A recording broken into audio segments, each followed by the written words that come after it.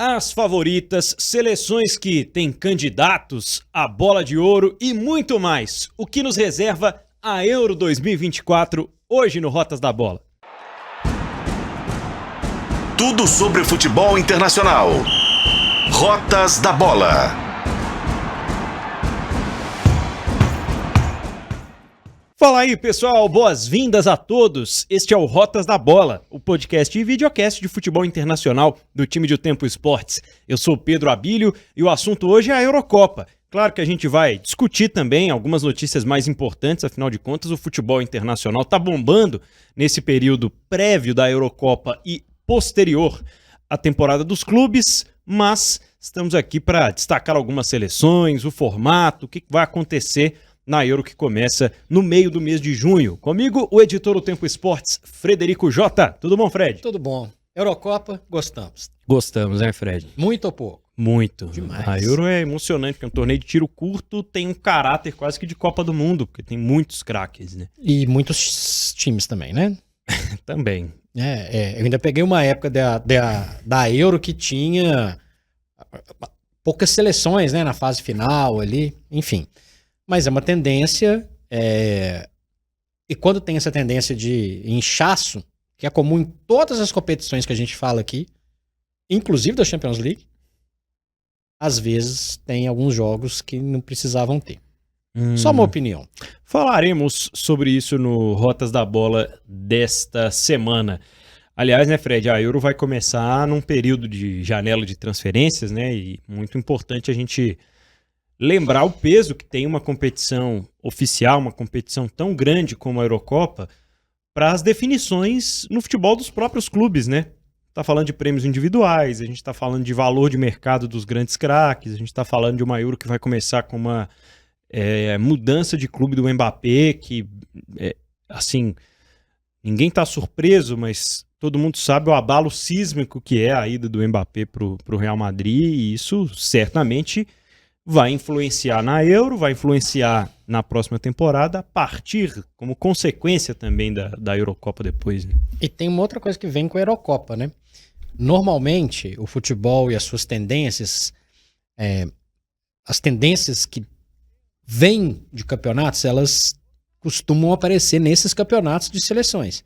De 4 em 4 anos, alguém faz uma Copa com um estilo de jogo diferente e carrega algum tipo de mudança tática dali para frente.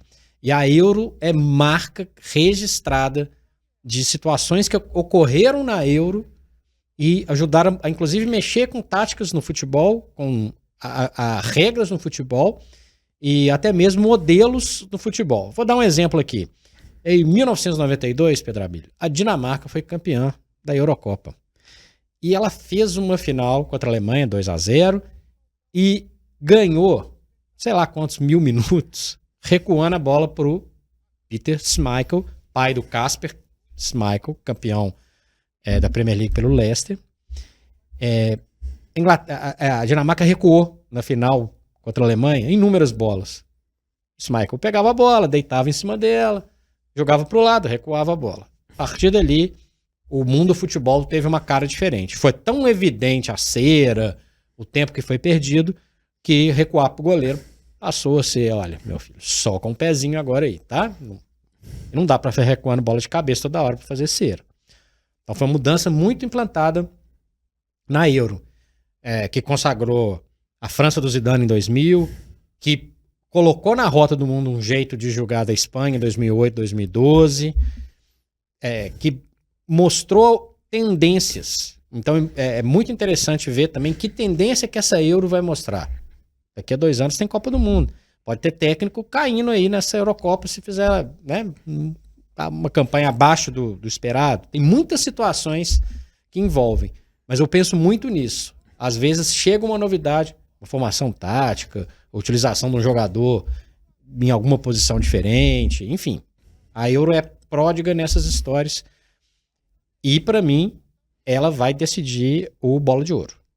Boa, importante. Tá entre a França, a Inglaterra e o fracasso das duas, né? Caso Bellingham e Mbappé não façam muita coisa, o Vinícius Júnior ganha força, né? Exatamente. A gente não pode, né, negar que a Eurocopa é muito mais importante e muito mais relevante do que a Copa América. Então, mesmo que uma grande campanha do Brasil, com o Vini Júnior brilhando, Brasil campeão, ela tem um peso. Mas levar, no caso do Bellingham, que é um candidatíssimo, campeão da Champions igual o Vini, mas uma campanha da Inglaterra, levar a Inglaterra ao título da Eurocopa é bem mais difícil. É. Então, isso também vai pesar. Eu até entendo que hoje existe uma certa vantagem, uma pequena distância de vantagem para o Vinícius, e acho que muito pela Champions League, mas caso o Bellingham ou o Mbappé sejam decisivos na Euro e o Vini decisivo na Copa América, eu acho que ainda há argumentos para manter o Vinícius como favorito, na minha opinião. Mas depende muito de como o Brasil, né, como ele vai encarar também essa Copa América que vem por aí. Afinal de contas, a seleção brasileira está vindo de uma derrota em casa de Copa América que foi bem marcante, né?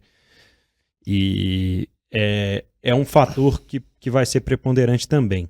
Você falou das tendências. A primeira Euro que eu me lembro de certa forma acompanhar, porque tinha um programa na TV aberta que falava dos resultados, eu não assistia os jogos, mas eu ouvia falar.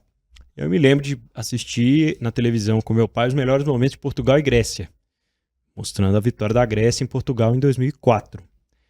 A Euro 2004 lançou uma tendência, né? Que é o Cristiano Ronaldo, que vai muito provavelmente, cuidado com as palavras, para a sua última Eurocopa, não é possível. Cuidado. Mas é o Cristiano Ronaldo, então é possível sim.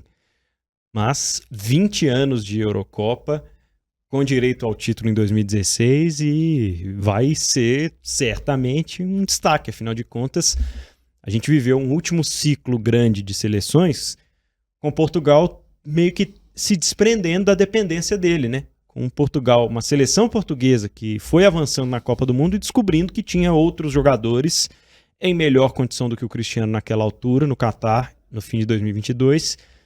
E agora é um jogador que continua com a faixa de capitão, continua sendo uma referência técnica, mas sabe que tem concorrência.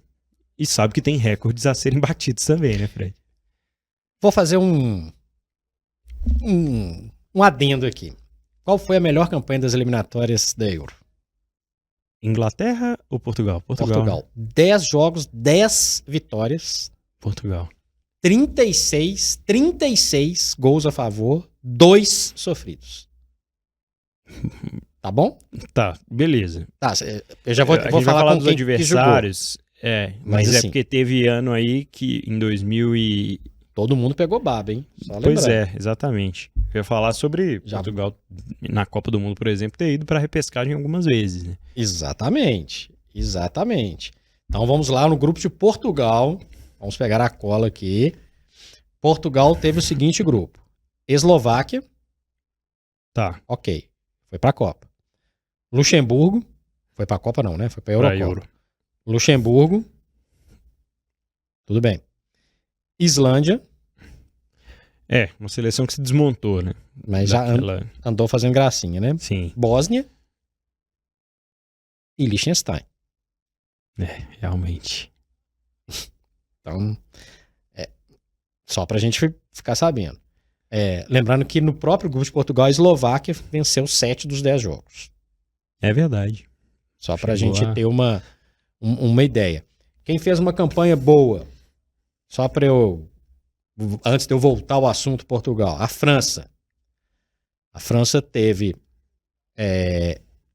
menos jogos, porque tem diferença de quantidade de grupos com 5 ou 6. A França fez 8 jogos, 7 vitórias, 1 empate, nenhuma derrota. 29 gols a favor, 3 contra. Jogou com quem, Pedrabilho? Holanda. Com a Holanda. Tudo bem. Grécia. Não é mais aquela Grécia de 2004. Irlanda. E Gibraltar, que terminou com 8 jogos, 8 derrotas, nenhum gol a favor, 41 contra. Mas uma curiosidade. Tô mostrando isso por quê? Porque tem baba. Tem muita baba. E às vezes mascara isso um pouquinho. Mas todos esses jogam contra babas. A Espanha, que perdeu um jogo, inclusive surpreendente, né, para a Escócia, tinha no grupo o Chipre. Uma Noruega que, né, como selecionado, né? Não. E curiosamente tinha Geórgia. Falaremos por quê da curiosidade, porque a Geórgia está na Euro.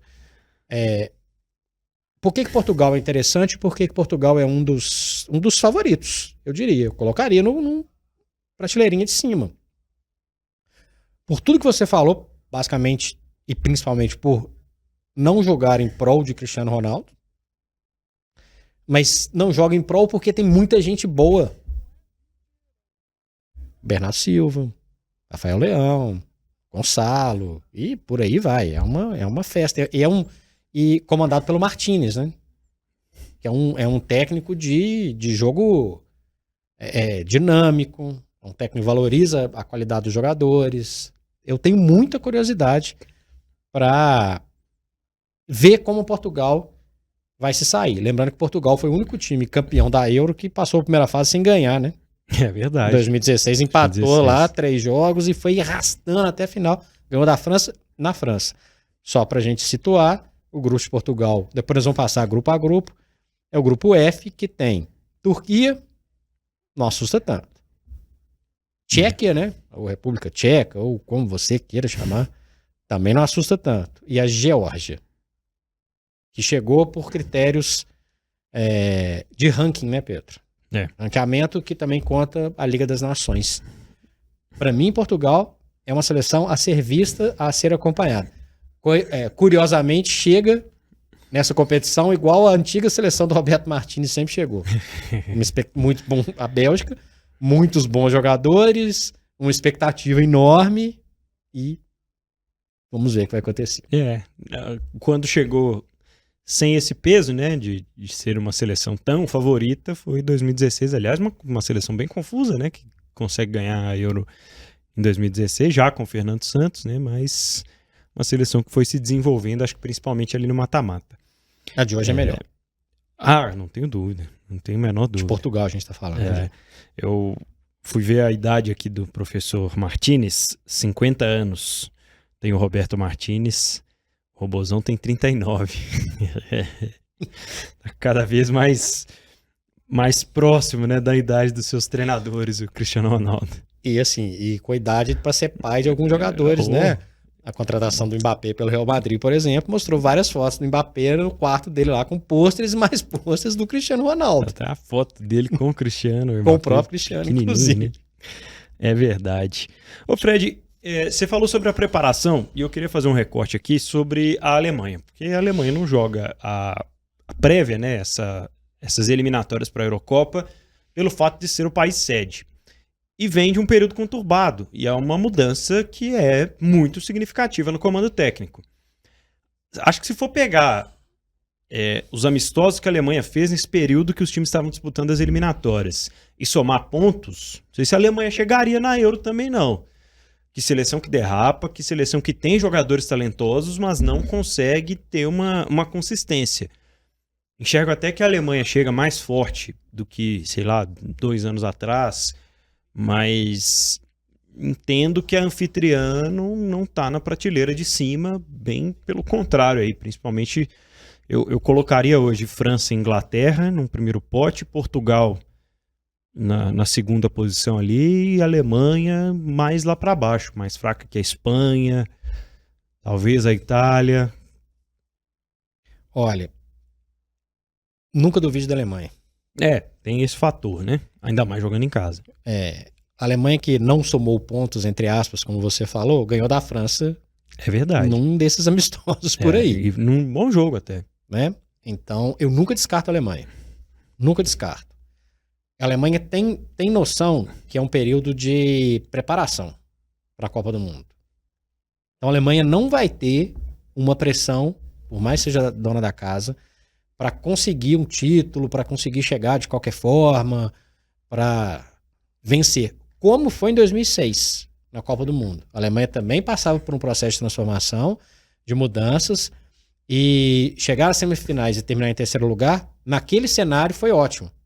Era ali, montou a base do time que foi campeão do mundo em 2014, né? A estrutura, obviamente não todos os jogadores estavam em 2006, mas o estilo de jogo, o perfil de jogo, muita coisa de 2014 foi montada em 2006. E isso foi muito importante. Então, a Alemanha tem alguns personagens que a credenciam. Um deles em especial, que eu gostaria de chamar a atenção, que é Toni Kroos. Vai se despedir do futebol jogando em casa, né, despedir da seleção, não. Ele vai encerrar a carreira. Chega com um título de Champions League nas costas, aliás, né? Só o 6º título de Champions League dele nas costas, com moral, com todo um cenário que envolve a Alemanha, e é um jogador que é um diferencial. No momento de transição da Alemanha, não é uma Alemanha sub-20, mas também não é uma Alemanha sub-40. E ele é um jogador importantíssimo nessa, vamos dizer, nessa idade central, para comandar uma seleção que vai jogar em casa. Uma seleção que eu acho que vai ter algumas casquinhas de banana no grupo da Alemanha, ao contrário de Portugal. Mas acho que o processo de transformação da Alemanha já começou. E lembrando que a Alemanha, nesse meio tempo aí de 100 eliminatórias para Euro, vindo de campanhas ruins na Copa, chega com um clube vice-campeão da Liga Europa, um clube vice-campeão da Champions League e um semifinalista da Champions League. Ou seja, não tem coisa acontecendo na Alemanha. Abra o olho. E vários protagonistas, né, de jogadores que avançaram, talvez até mais do que esses outros, mas são... acho que finalmente a Alemanha encontra duas gerações talentosíssimas, que é a geração de jogadores mais jovens, com Toni Kroos da vida, Gundogan da vida, que vão fazer com que a seleção tenha uma consistência maior. Estava até olhando o grupo aqui, a seleção da Alemanha joga contra a Escócia, Hungria e Suíça. E acho que é um grupo acessível. Mas chato. É chatinho, né? Principalmente por causa de Escócia e Suíça, né? Ah, rapaz. Mas se eu te a falar Hungria que surpreendeu nas eliminatórias e pode dar trabalho também, né? Quantas derrotas a Hungria teve nas eliminatórias? 0? Nenhuma. Nenhuma, né? Passou ilesa. 5 vitórias e 3 empates. Um jogador em alto nível jogando no Liverpool, Szoboszlai. E eu abriria o olho com a Hungria. A Suíça sempre foi chata. Sempre foi chata. Você vai pegar os jogadores, é a mesma coisa, né? Mesma coisa. Pelo padrão de... Você falou que a Suíça sempre foi chaca? Também. E o Chaka, inclusive, campeão alemão. Uma derrota só nas eliminatórias. É um time que tem a tradição de se defender bem, não se assusta com competições grandes. Enfim, a Escócia, para mim, é a mais fraca do grupo, apesar de ter mostrado evolução. É uma franca atiradora. Ganhou da Espanha no trajeto, muito mais uma surpresa, né? Mas é uma seleção que tem jogadores que jogam em grandes clubes. Robertson no Liverpool e por aí vai. Não é o Liechtenstein lá do grupo de Portugal. Então vai ser um teste interessante para a gente medir essa seleção da Alemanha. E o momento da Inglaterra, hein? A gente precisa falar também sobre a seleção do Southgate, que muitos davam até como certa a substituição depois da Copa do Mundo no Catar.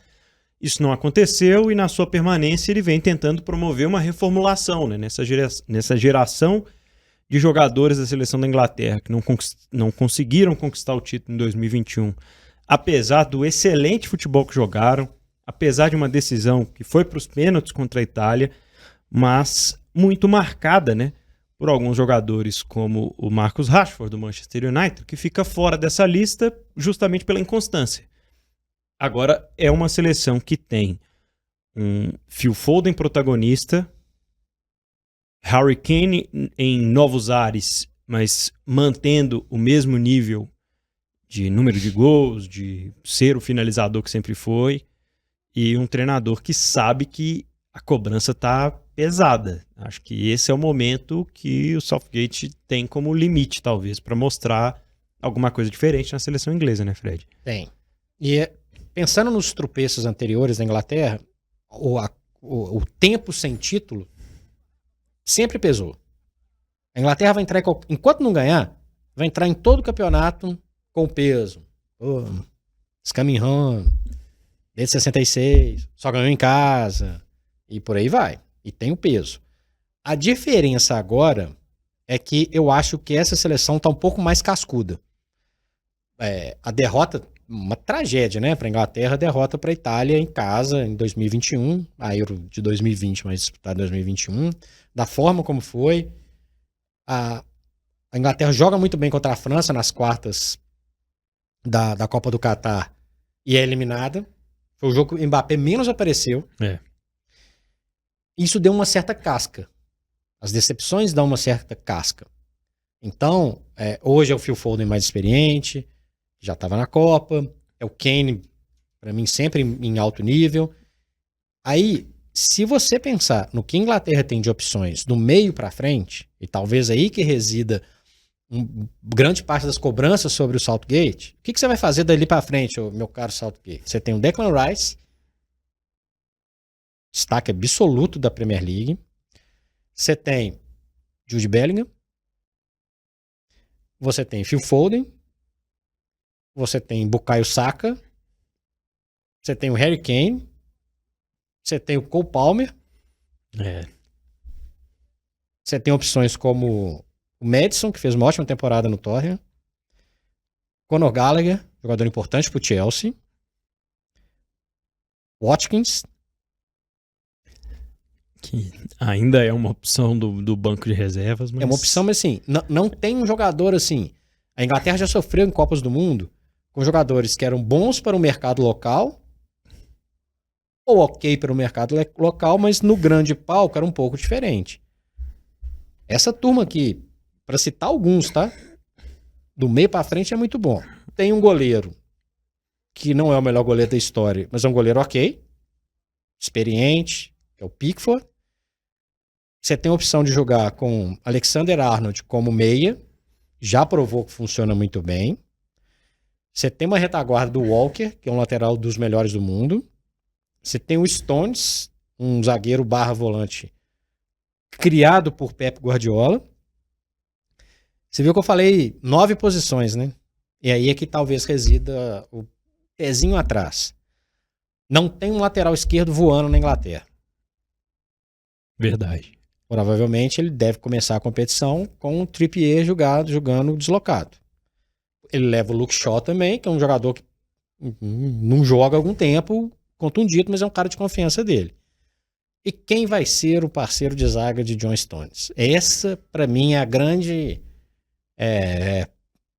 minhoca na cabeça do Southgate. Ele precisa de ter uma condição defensiva muito, muito positiva, muito forte, para fazer essa turma de jogadores talentosíssimos que ele tem dali para frente jogar. Ele vai começar com o Maguire? Que já não era nem titular no Manchester United na temporada, né? Então, assim, não é possível. Assim, é possível, mas é o ideal que não seria, né? Ainda tá passando por uma fase de últimos ajustes, né, na fase de preparação, convocou mais jogadores do que os que efetivamente vão para a Alemanha. O Joe Gomes do Liverpool é um jogador que não é um extra classe, mas transmite mais segurança. Concordo. Né? É o Dunk, jogador do Brighton. Também um zagueiro. Mas comete menos vacilos. Lembrando que o Maguire é um jogador muito marcado, né, Pedro? Uhum. Então, assim, ele não tem uma carreira péssima na seleção, mas ele é um jogador marcado. Então, o Southgate tem que fazer esse sistema defensivo ser efetivo, ser eficiente, porque do meio para frente ele tem uma turma muito grande. E lembrando que além da derrota ser triste em 2021, o pós-derrota também foi uma tragédia, né? Com casos de racismo lamentáveis, né? Dos 3 que foram assediados, achacados e maltratados, só um que vai, né? Só o Saka. o Sancho faz uma boa temporada no Dortmund, não vai. O Rashford, você já falou, também foi uma temporada muito ruim, pra gente ser sincero. E o Sancho também, metade da temporada só, né? Isso. A gente tá falando da Inglaterra, que fez 8 jogos nas eliminatórias, 6 vitórias, 2 empates, fez 22 gols e sofreu só 4. Tinha bambala lá no grupo? Beleza, tinha. Mas o grupo da Inglaterra tinha Itália, tá? Só pra lembrar como é que isso funcionava. Então, sim, é uma seleção mais estruturada. Se você perguntar qual seria a favorita, pra mim, é a França. A Inglaterra tá rodeando ali. Tá rodeando, não tá tão distante da França. Mas precisa de uma arrancada, precisa de ganhar confiança e precisa de entender o que vai fazer em momentos de pressão. E quando vem no peso nas costas lá, né? Esse assunto é muito bom porque me leva a fazer uma pergunta que, assim, eu tenho a sensação que hoje o Mbappé seria titular absoluto na Inglaterra, o Bellingham seria titular absoluto na seleção francesa. Qual dos dois, Fred, você escolheria se só pudesse escolher um? Claro, a gente resguarda as posições e funções diferentes. Mas é porque agora eles estarão juntos num clube e só um deles, ou talvez nenhum deles, né? Mas os dois não vão conseguir ganhar a Eurocopa. Difícil. Escolher um é difícil. O Bellingham ele é mais útil para o time como um todo. Um jogador que chega na área, um jogador que defende, um jogador que faz gol. O Mbappé é mais extra classe, pelo menos até aqui é isso, do que o Bellingham, né? Um jogador de velocidade incrível, um fazedor de gols. Ele vai ser testado agora no nível acima. Mas, assim, pelo que fez até agora, eu acho que o Mbappé.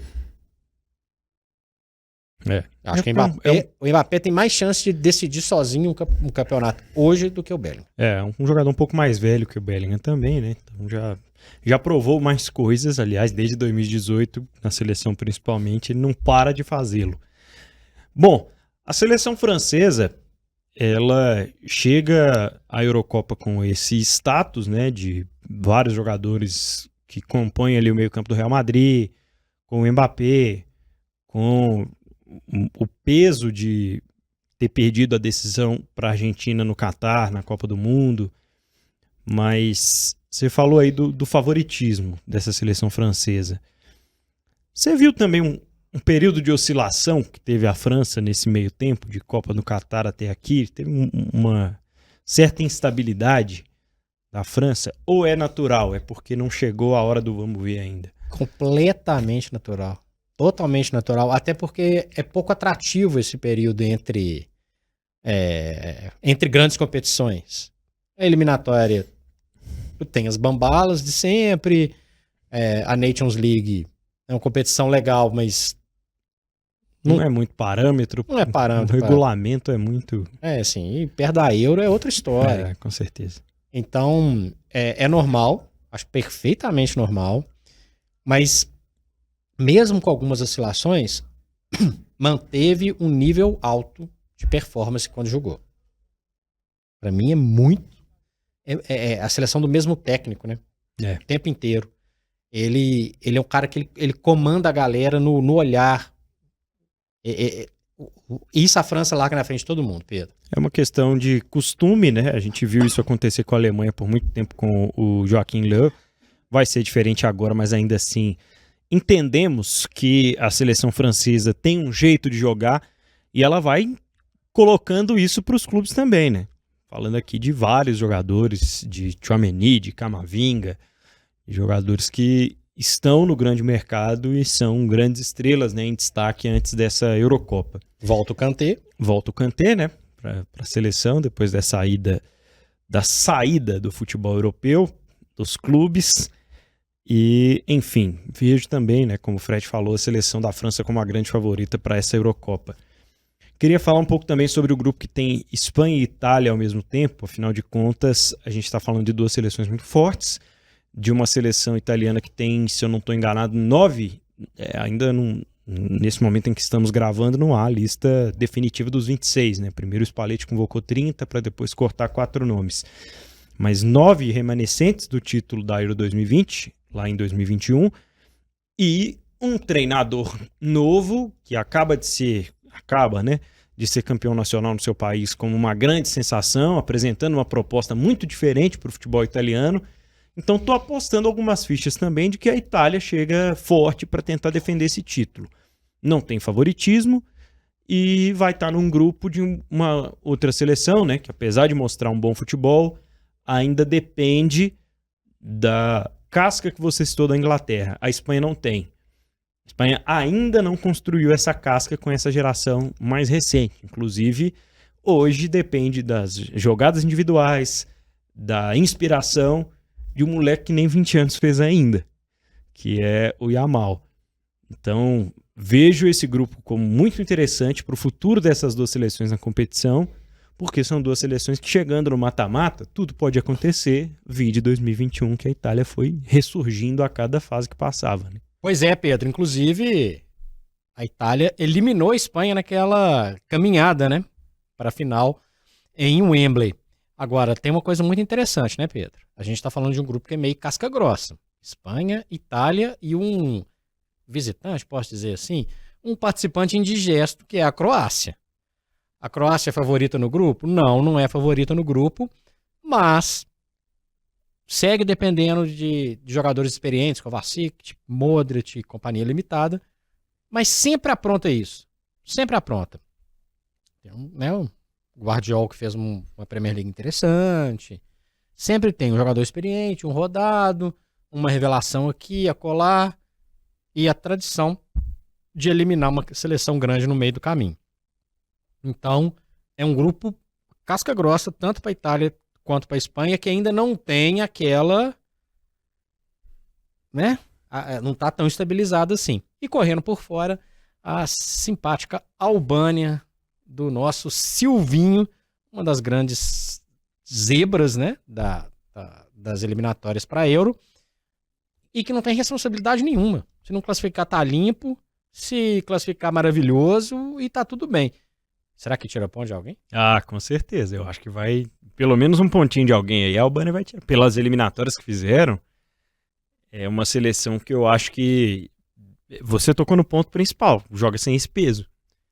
Então a responsabilidade está com as outras 3, que inclusive precisam fazer pontuação para que as 3 cheguem no mata-mata, né? Porque os 4 melhores terceiros colocados se classificam. Mas vai ser difícil vir desse grupo aí, esse terceiro colocado. Inclusive a Croácia fez um amistoso nesses dias, né? E em um determinado momento do jogo, todos os 11 jogadores que estavam em campo tinham mais de 100 jogos pela seleção. Experiente ou não? Demais. Pois é. Tá falando de final de Copa do Mundo, de boas campanhas em Euro, na Liga das Nações, né? Na Nations League. Pois é casca grossa. E como você tocou no assunto, é muito importante, de regulamento, Pedro, é importante para quem está acompanhando a gente, lembrar que esta Euro ela tem um regulamento que vai lembrar aí a turma das antigas aí, ó, Copa de 90, Copa de 94, que são 24 times, classificam os 2 primeiros de cada um dos 6 grupos. Então, para completar os 16 para ir para a fase de mata-mata, quem for terceiro e fizer uma boa campanha também vai ser premiado. 4 terceiros colocados dos 6 que teremos. Interessante. Seleção demais, né? Já avisei isso, né? É verdade. Dava para fazer com menos e tal, mas entendo. Mais jogos, mais grana, mais público. Enfim, tudo bem. Frederico Jota, mais alguma coisa do campo? Vamos passar os grupos pra galera. Vamos. Ficar ligado. A gente faz, inclusive, nosso palpitômetro aqui. Grupo A, Alemanha, Hungria, Escócia e Suíça, Pedro Abelho. Para mim, vão se classificar aqui a Alemanha e Suíça. A Hungria e a Escócia brigam por esse terceiro lugar. Pode sair desse grupo, um dos melhores terceiros lugares. Alemanha e Hungria para mim. Boa. Grupo B, Albânia, Croácia, Itália e Espanha. Complicado. Mas eu acho que vão se classificar a Itália e a Espanha. Itália e Croácia. Só para ser diferente. A Espanha vai dar uma derrapada. Uma grande, eu imaginei que ia dar uma derrapada aqui. Grupo C, Dinamarca, Inglaterra. Aliás, a outra semifinal da última Euro foi Dinamarca e Inglaterra. Sérvia e Eslovênia, perdão. Eu ficaria com a Inglaterra e com a Sérvia. Inglaterra e Dinamarca para mim. É bom que nós não combinamos nada, hein? Áustria, França, Holanda e Polônia no grupo D. Esse grupo é interessante, porque a gente está vendo uma seleção holandesa que ressurge, né? Tem bons jogadores aí. Então, acho que vai dar trabalho, vai ser a segunda. Polônia já teve seu melhor momento nos últimos anos. Acho que vai passar a Holanda junto com a França. Aí a gente concorda, lembrando que a Polônia é uma das 3 seleções que chega à Euro pela repescagem, né? Além da Geórgia que a gente já citou, a Ucrânia é a outra seleção. Grupo E, Bélgica, Romênia, Eslováquia e aí a Ucrânia. Esse é um grupo um pouco mais equilibrado, mas eu entendo que a seleção da Bélgica e a seleção da Eslováquia são as melhores preparadas para essa fase de grupos. Eu vou de Bélgica e Romênia, eu vou na surpresa, porque a Romênia terminou a eliminatória, inclusive invicta. É um patinho feio, também tá no lucro do que fizer, e acho uma seleção que pode sim fazer uma campanha interessante. A Eslováquia, para mim, é candidata a ser uma das melhores terceiras colocadas. Fechando o grupo F, Turquia, Tchequia, Portugal e a surpreendente Geórgia. A Geórgia que tem Kvaratskhelia, que pode ser o substituto do Mbappé no Paris Saint-Germain. Mas estou com a seleção portuguesa e acho que a República Tcheca e a Geórgia podem brigar pela segunda posição. Não estou botando muita fé na Turquia nessa participação na Euro, não. A Turquia, normalmente, quando ela chega em grandes competições, ela costuma surpreender. É verdade. Né? Terminou um campeonato turco, inclusive, maluco, né? Com o time sendo vice-campeão com 99 pontos, né? E, última rodada. Né? Na última rodada, o Fenerbahçe e o Galatasaray ultrapassou os 100 pontos para ser campeão. Eu vou na Turquia. Para mim, é uma zebrinha. Irei na zebra. Boa. Junto com Portugal, né? Portugal, né? Portugal. Quer fazer uma aposta? Teremos recordes ou não ainda na primeira fase? Algum vai ter, né? Algum vai ter. Teremos alguns. Mais gols na fase de grupos, no primeiro jogo da fase de grupos. Mais gols no segundo tempo. CR7 vai... O homem que chorou na final da Copa da Arábia Saudita ainda tem sede de título, viu, gente? É verdade. A seleção de Portugal deve ter o Cristiano Ronaldo possivelmente numa despedida em competição desse porte, né? Acho que Euro e Copa do Mundo ele não vai disputar mais. Pode ser uma eventual próxima Copa do Mundo 2026. O Cristiano teria 41.